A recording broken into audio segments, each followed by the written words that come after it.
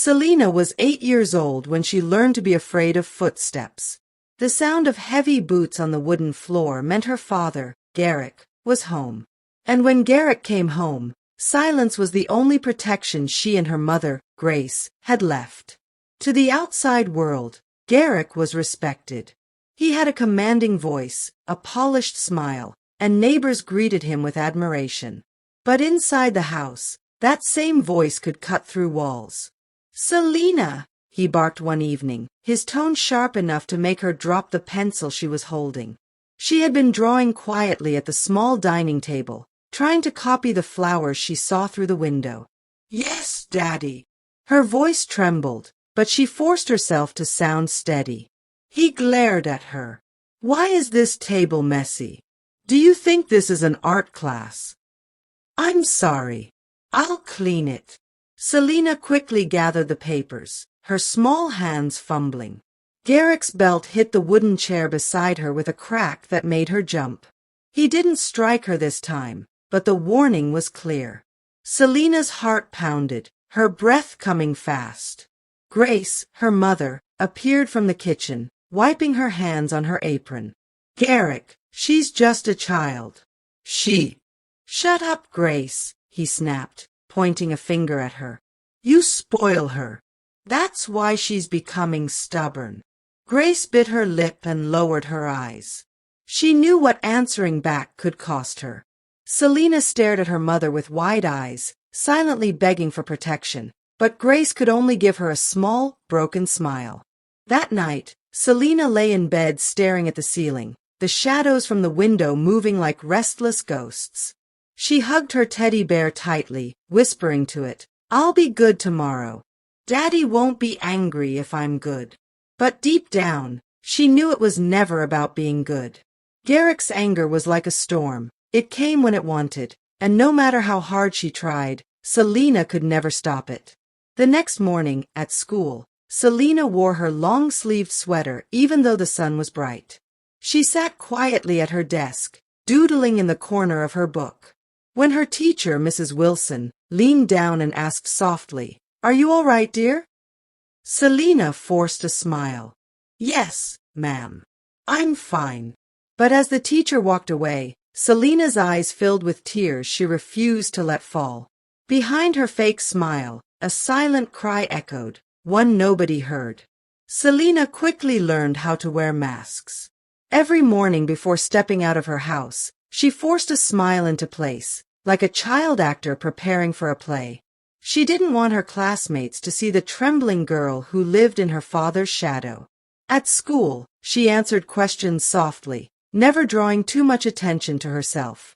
She was polite, always neat, and her teachers considered her a well-behaved child. What they didn't see were the bruises hidden under her sleeves. During break, while other children laughed and chased each other around the playground, Selina sat under the big mango tree, sketching in her notebook. Drawing was her secret escape. Her pencil created worlds where no one shouted at her, no belt cracked against her skin, and no one told her she was worthless. One afternoon, her classmate Darren, a cheerful boy with freckles, sat beside her. "Why don't you play tag with us?" he asked. Selina shook her head, hugging her notebook tightly. "I like drawing better." "Can I see?" Darren leaned over. She hesitated, but then showed him the picture she had been working on, a castle surrounded by flowers, with a smiling girl standing at the gate. "Wow," Darren said, eyes wide.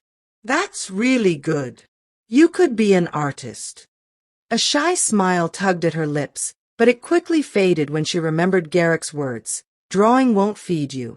Stop wasting time." Before she could answer, the bell rang. Selina tucked her notebook away, her heart heavy. Darren's encouragement warmed her for a moment, but it also reminded her of the harsh reality waiting at home. That night, Garrick came back in one of his foul moods. "Dinner was too cold," he said. "The house wasn't tidy enough." His voice rose like thunder until it silenced the entire room. Selina tried to slip quietly into her room, but his hand grabbed her arm. "Why are you always hiding?" he hissed. I wasn't." The slap came fast, stinging her cheek. Grace gasped, stepping forward, but Garrick's glare stopped her in her tracks. Selina's eyes burned with tears she dared not shed. Later, lying in bed, she whispered to herself, "No one must ever know. If I tell, it will only get worse." And so, she tightened the mask she wore at school, determined to keep her silent cry hidden. The next morning, Selina stood in front of the mirror in her small room. Her cheek still carried a faint red mark from the slap Garrick had given her. She pulled her hair forward, trying to hide it. Then she slipped into her long-sleeved sweater, even though the heat outside was already rising. Grace knocked softly on the door. "Selina, breakfast is ready." When Selina came out, her mother placed a plate of bread and eggs in front of her. Garrick was already at the table, drinking tea with a scowl on his face. Selina ate quietly, barely breathing. "You're too quiet," Garrick muttered. "You think you're better than everyone, don't you?" Selina's fork froze mid-air. "No, Daddy," she whispered. "Answer properly." "No, sir." Grace reached over and rubbed Selina's hand under the table. Her eyes were sad, apologetic, but powerless. At school, Mrs. Wilson noticed Selina's withdrawn look. When the girl reached out for a piece of chalk, the sleeve of her sweater slid back, revealing a dark bruise on her wrist. Mrs. Wilson's sharp eyes caught it, but before she could say anything, Selina tugged the sleeve back down. During break, Mrs. Wilson called her gently. "Selina, would you like to help me arrange books in the library?" Selina nodded, though she suspected it was more than just books. Inside the library, Mrs. Wilson crouched down to her level. "Selina, sweetheart," she said softly, "are you sure everything is fine at home? You can tell me anything." Selina's lips trembled, but she shook her head quickly. "Everything is fine, ma'am." Mrs. Wilson sighed. She knew the signs, but also knew she couldn't force the truth. Still, her heart ached as she watched Selina walk away, her small shoulders weighed down by invisible burdens. That night, Selina stood in front of the mirror again. She lifted her sweater, revealing bruises on her arms and back. She touched them gently, wincing. Tears rolled down her face as she whispered, "I wish I could be invisible." Selina began to talk to herself at night. Her teddy bear became her best friend, the one she poured her heart out to when everyone else was asleep. "Mr. Bear," she whispered, clutching the worn toy tightly, "do you think I'm bad? Daddy says I'm stubborn, but I try to be good." The teddy bear, of course, said nothing, but in her imagination, he was kind and gentle, unlike Garrick. One evening, Grace sneaked into Selina's room after Garrick had gone to bed. She hugged her daughter tightly.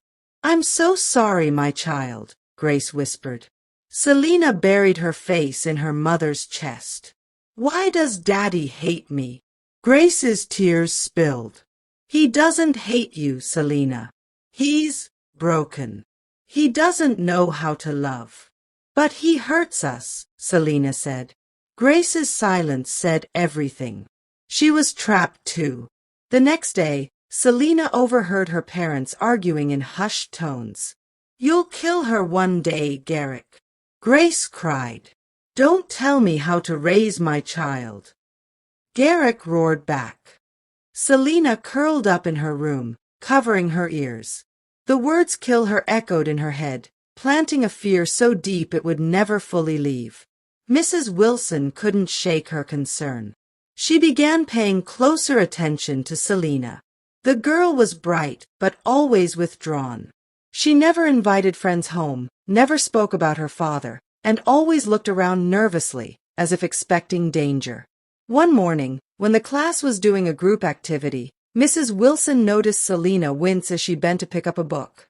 She walked over and whispered, "Selina, does something hurt?" Selina froze, her face pale. "No, ma'am. I'm fine." But Mrs. Wilson's heart told her otherwise. She decided to keep an even closer eye. At home that evening, Garrick shouted at Selina again because she spilled a little water while pouring into his cup. "You useless child," he growled, grabbing her arm so tightly it left a mark. Selina whimpered, but said nothing. She had learned silence was safer. The next day, when Mrs. Wilson saw the fresh mark on Selina's arm, her decision was made. She would not let this continue. She started documenting what she saw, knowing the day would come when Selina would need someone to stand up for her. Selina didn't know it yet, but her silent cry was slowly being heard.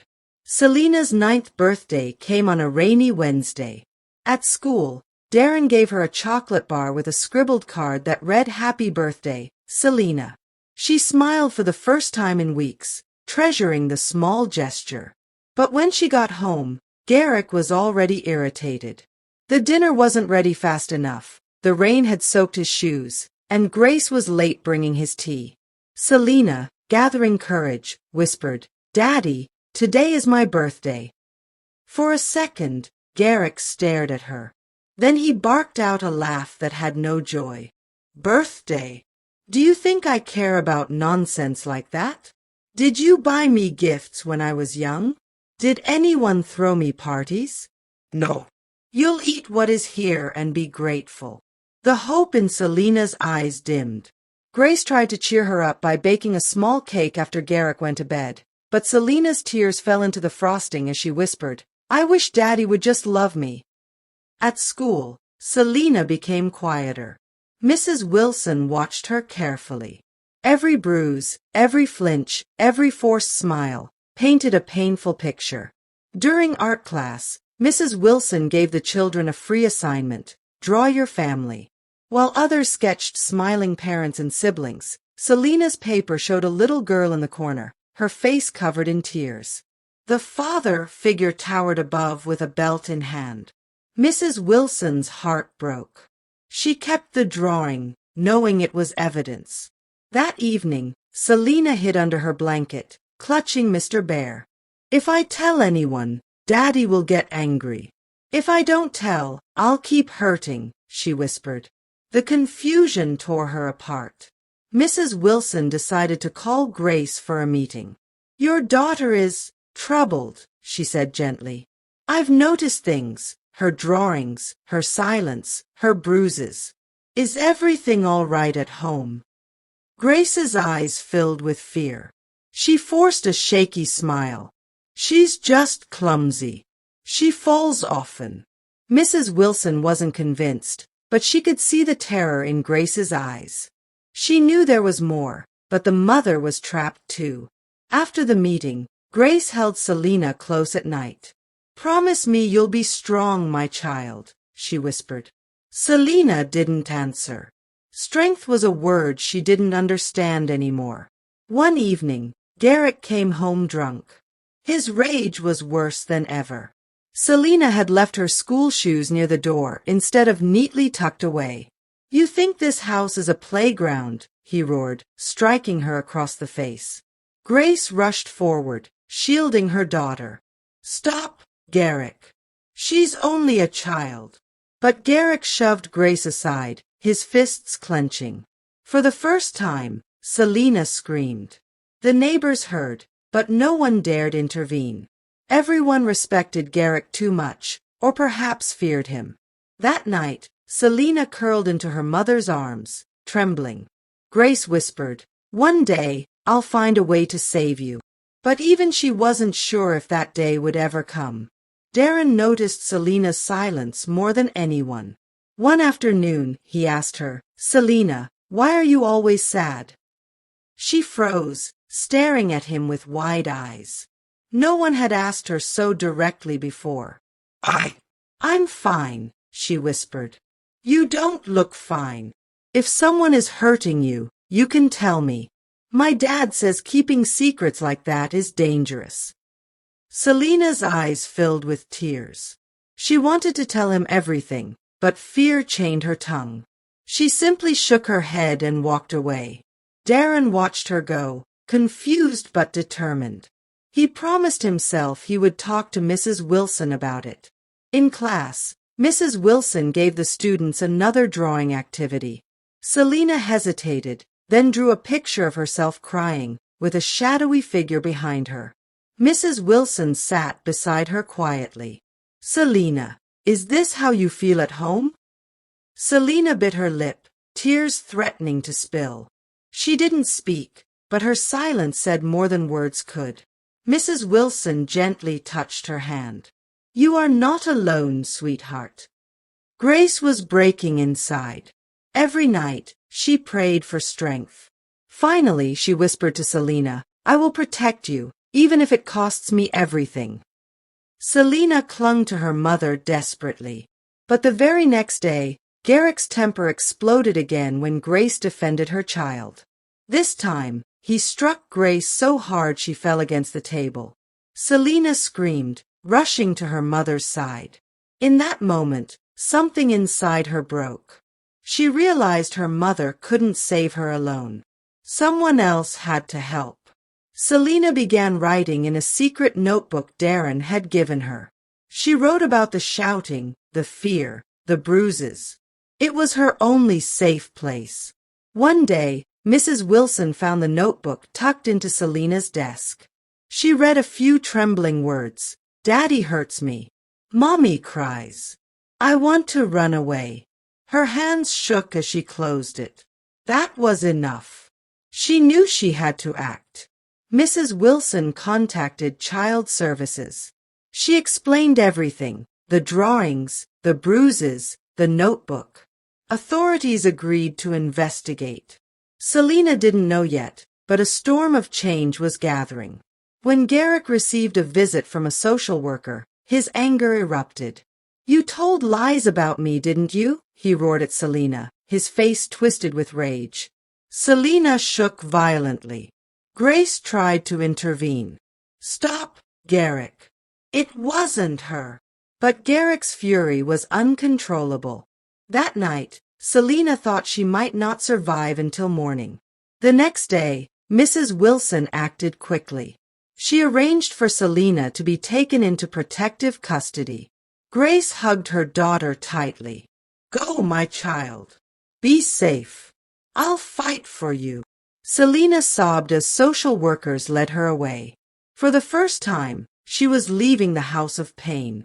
Selina moved into her Aunt Clara's home, far from Garrick. At first, she struggled to sleep, still waking up at night, expecting shouts and belts. But Clara was gentle. She cooked warm meals, tucked Selina into bed, and told her, "You are safe now." Slowly, Selina began to believe her. The case went to court. Garrick sat stone-faced, denying everything. But the notebook, Mrs. Wilson's testimony, and Grace's courage told the truth. Selina trembled as she was called to speak. With tears running down her face, she whispered, "Daddy hurt me." The courtroom fell silent. Garrick's mask of respect shattered. The judge ruled in Selina's favor. Garrick would face consequences, and Selina would remain under her aunt's custody. Grace wept, holding her daughter's hands. "You're free now, my love." Selina couldn't believe it. For the first time, the heavy chains of fear began to lift. Life after Garrick wasn't easy. The scars on Selina's heart ran deep. But with her aunt's love, her mother's quiet support, and Mrs. Wilson's continued care, she began to heal. At school, she smiled more. Darren still sat beside her, encouraging her drawings. One afternoon, Selina drew a new picture, not of fear, but of a little girl holding hands with her mother and aunt, standing under a bright sun. For the first time, Selina whispered to herself, "I am safe. I am loved." And the silent cry that once defined her life slowly transformed into a voice of hope. Even in her Aunt Clara's safe home, Selina's nights were troubled. She often woke up sweating, heart racing, her father's voice echoing in her dreams. Sometimes she screamed, and Clara rushed in, holding her until she calmed. "You're safe, child," Clara whispered. "He can't reach you anymore." But Selina wasn't sure. Fear still clung to her like a shadow. Selina transferred to a new school. At first, she sat alone, her notebooks filled with drawings instead of words. But slowly, new friends approached her. One girl, Hannah, said, "You draw so beautifully. Will you teach me?" For the first time in a long while, Selina laughed. It was small, but it was real. Mrs. Wilson still visited her sometimes, proud of the progress she was making. "Selina, you are stronger than you think," she told her. Grace couldn't leave Garrick completely. The law bound her until the divorce was finalized. But she wrote letters to Selina every week. "My darling girl," one letter read, "never doubt my love for you. One day, I will be free too. Until then, hold on to hope." Selina pressed the letters to her chest, drawing comfort from her mother's words. As Selina grew into her teenage years, she struggled with her reflection. Every time she looked into the mirror, she saw not just herself, but the frightened child she used to be. Clara encouraged her to see a counselor. At first, Selina resisted, but eventually she agreed. The counselor listened patiently. "Selina," she said, "he tried to break you, but he didn't succeed. You're here. You survived. That makes you powerful." For the first time, Selina believed it a little. At last, Grace's divorce was finalized. She moved to a small apartment near Clara's home. She visited Selina often, cooking her favorite meals, braiding her hair, and telling her stories. Selina felt a peace she had never known before. For once, she had her mother's full love without fear hanging over them. High school wasn't easy. Some kids mocked Selina for being quiet, calling her weird. She carried invisible scars, and not everyone understood. But she leaned on her art. She poured her pain into colors and shapes, painting pictures that made teachers stop in awe. Her art teacher encouraged her, "Selina, you don't just draw. You speak through pictures." One day, during a school assembly about child safety, Selina surprised herself. She raised her hand and told her story, not in full detail, but enough to let others know she had suffered abuse and survived. The hall was silent, then filled with applause. Afterward, several students came to her privately, whispering, "Me too." Selina realized she wasn't alone, and neither were they. News came that Garrick had been sentenced to prison after new evidence surfaced of his violent behavior. Selina trembled when she heard, but instead of fear, she felt something else, release. She whispered, "He can't hurt us anymore." Grace hugged her tightly, tears streaming down both their faces. Selina poured herself into her studies and her art. She joined competitions, winning local awards. Her paintings often carried deep emotion, children crying, broken homes, but also hope and sunlight. She discovered her gift was more than talent. It was healing. At 17, Selina was invited to display her artwork in a community gallery. People stopped and stared at her paintings, moved to tears.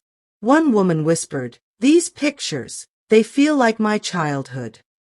Selina realized her art was giving voice not just to her pain, but to others' silent cries. Selina began volunteering at a children's shelter. She sat with kids who had been abused, teaching them to draw and paint their feelings. One little boy told her, "I thought I was the only one." She smiled softly. "You're not alone.